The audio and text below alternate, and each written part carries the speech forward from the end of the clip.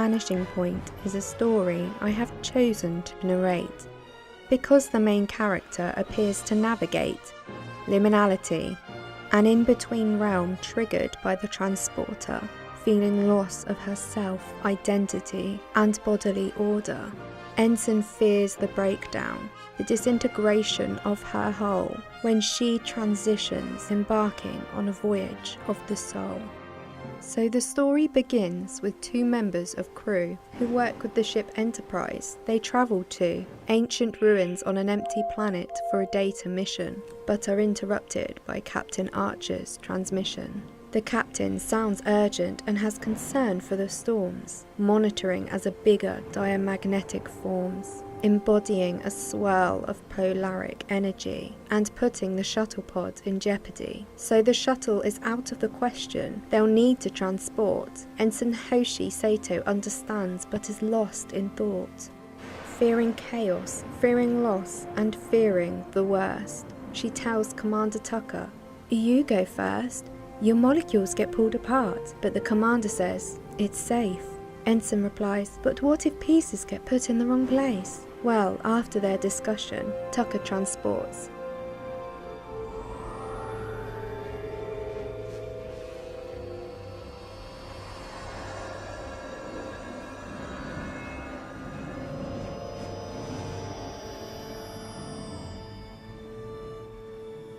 Safe and sound on Enterprise, he reports to Ensign Hoshi Sato, who simply replies, "I'm on my way, sir," and closes her eyes.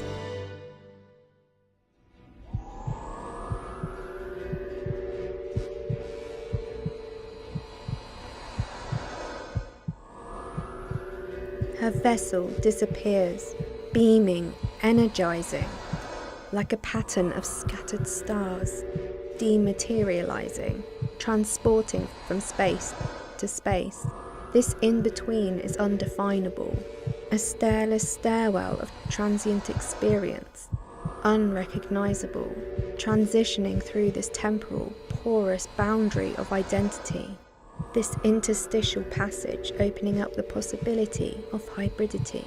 Between scenes of here and there, the black void lacks identity and structure. Could reality be found in liminality?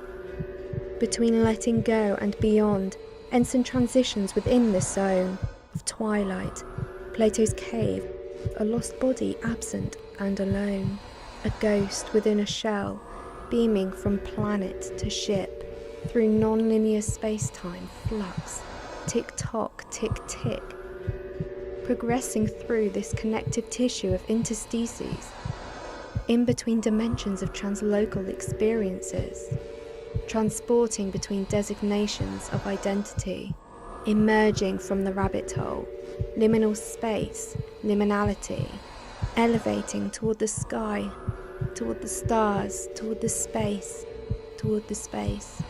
a nomad transforming between selves, between states, mentally, physically, spiritually conflating, two realms, two ideas to adapt, escalating. Toward the destination, Ensign's matter stream is reassembling, changing, in motion, a phase of rematerializing. From ethereal to corporeal, a body is formed, wondering if from original to copy, she has been transformed. So Ensign's mind adjusted and prepared for the worst, as her body was scanned and beamed up for the first time.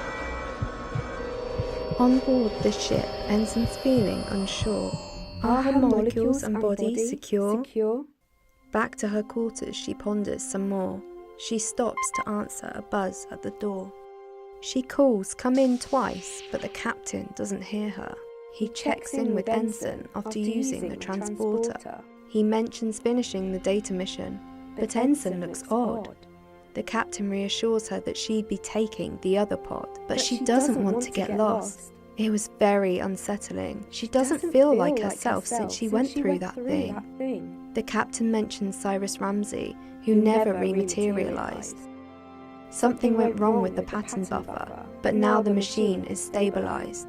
Commander Tucker contacts the captain, The storms have ceased. In the morning they can return to the ruins with ease, complete the data mission and bring the pod home. The captain responds, Ensign can't join, so Mayweather will come. Ensign still feels odd, so she visits the sick bay to see Dr. Phlox and check she's okay. As she enters, she calls for him, looking left and right, when the doctor appears asking if she's all right. Ensign is worried that the doctor didn't hear her, that she's losing herself ever since she used the transporter.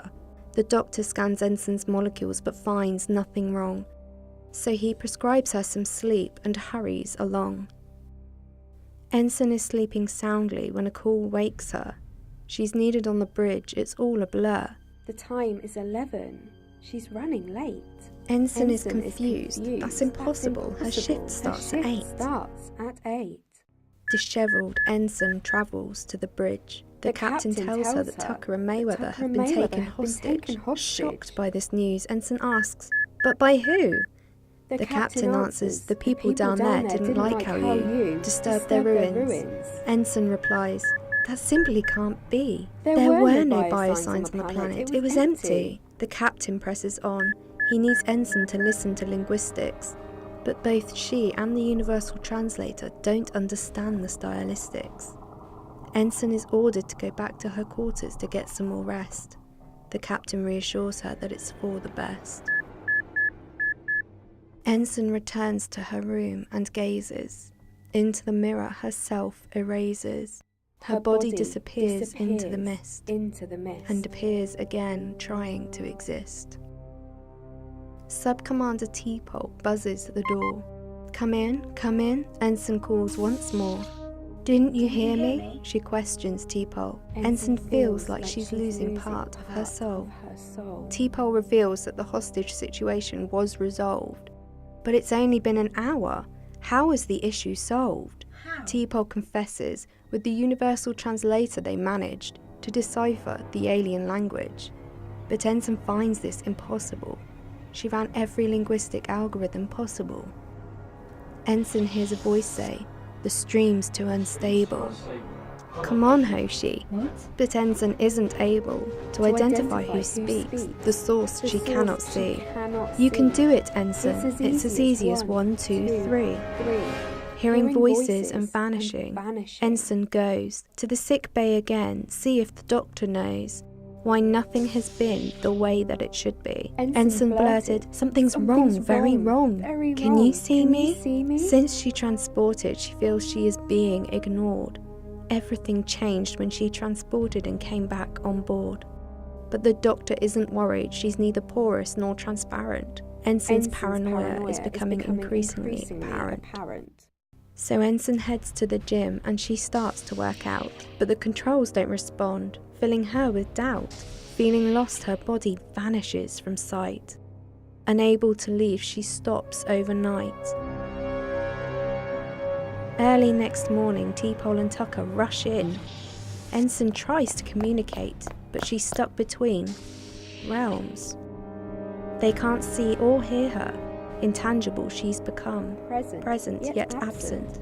Is she no longer human? Captain Archer calls, commanding T-Pole to meet him in sickbay.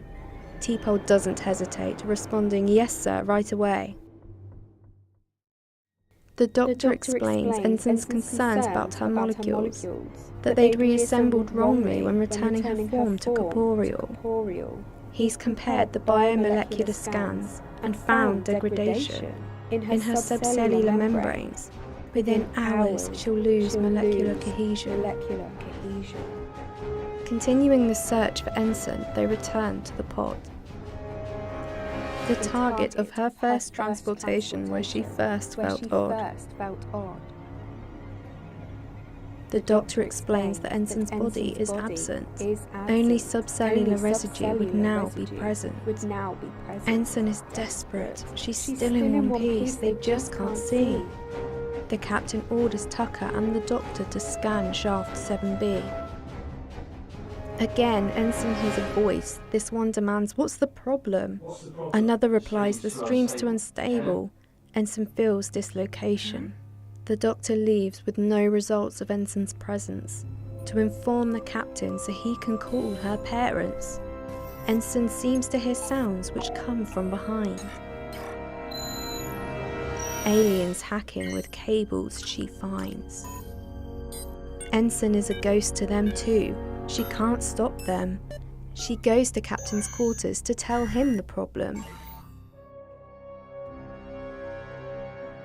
Ensign pleads with the captain. The ship is in danger, but her transparent body is soundless. In this world, she is a stranger. Lost. In between. The captain contacts Ensign's father, revealing to him just how they lost his daughter. Her body is lost, becoming the space, because she transported from place to place. The call ends, and Ensign gets the captain to notice communications of Morse code because she's unnoticed. As blue lights flash, SOS can be read, but the captain chooses to ignore it instead. Ensign panics and returns to the shafts. The aliens transport from the spacecraft. Invisible, she too transports unplanned and arrives on her ship's pod, case in hand. Another voice repeating, "What's the problem? What?" The voices become closer, clearer, but the stream's too unstable. Ensign hears from beyond. "Come on, Hoshi, come on, you can do it, Ensign." She feels the bond. Connecting, conflating, constructing the self with identity. Finally transforming, transporting. Tucker says it's as easy as 1, 2, 3.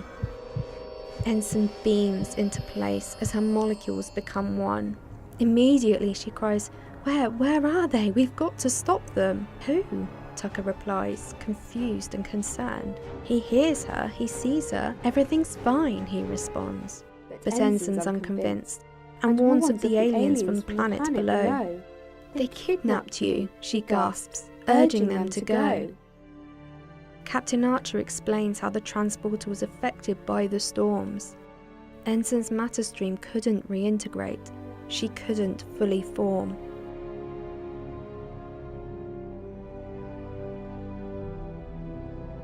She was trapped, in between space, in the pattern buffer for a few seconds. Just recently on the surface, in the ruins, beamed and beckoned. Ensign mentions Cyrus Ramsey, but they reply, "Cyrus who?" The whole experience for Ensign, happening in the last 1 or 2 seconds, as her matter stream was coalescing, stretching ephemeral time as she emerged, rematerializing.